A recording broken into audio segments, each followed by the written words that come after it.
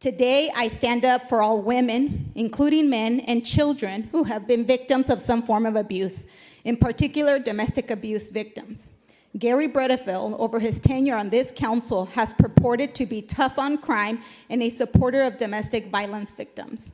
His hypocrisy is disgusting and laughable.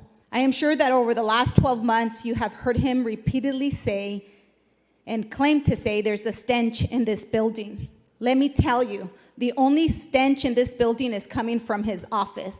In January 2017, Mr. Bredefeld not only hired someone with a troubling history of domestic violence and reckless behavior. After a criminal act occurred and resulted in 7 felony charges, instead of terminating the contractor as his employment contract required, Mr. Bredefeld kept him on salary, gave him raises, and made him the highest paid employee amongst his peers, who are primarily women in this building.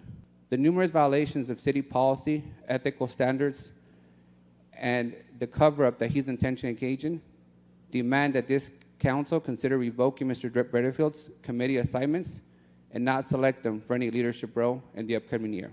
And that is that Mr. Bredefeld himself is hypocritical, that he's only tough on crime when it comes to certain communities, that he does back down when it comes to protecting abusers, that he persecutes the weak because it makes him feel strong. You keep saying that I've employed somebody who was convicted of 5 felonies. That's an outright lie to begin with.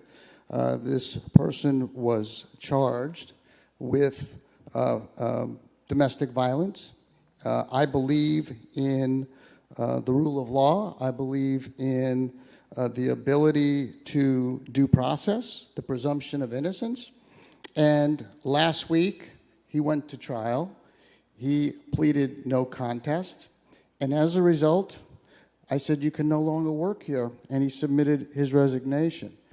I want to communicate to the residents of Fresno that much like many of the positions taken by the District 6 council member, that these particular actions do not reflect the values of our city.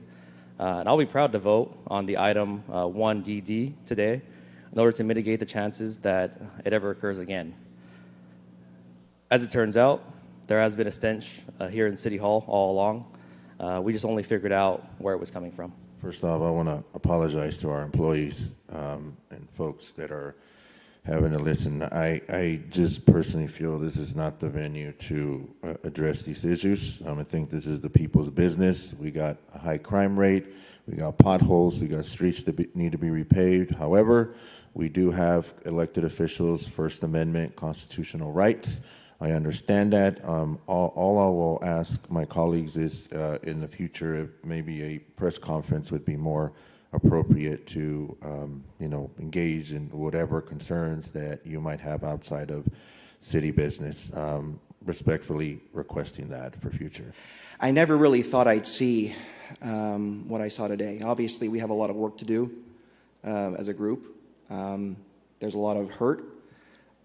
I've never found that disagreeing with someone politically is enough for me to, shut the door. But I'm really sorry for the victims here because they got caught in the middle of a crossfire, and I wish that hadn't happened. And I don't know what to say. I hope the public isn't watching.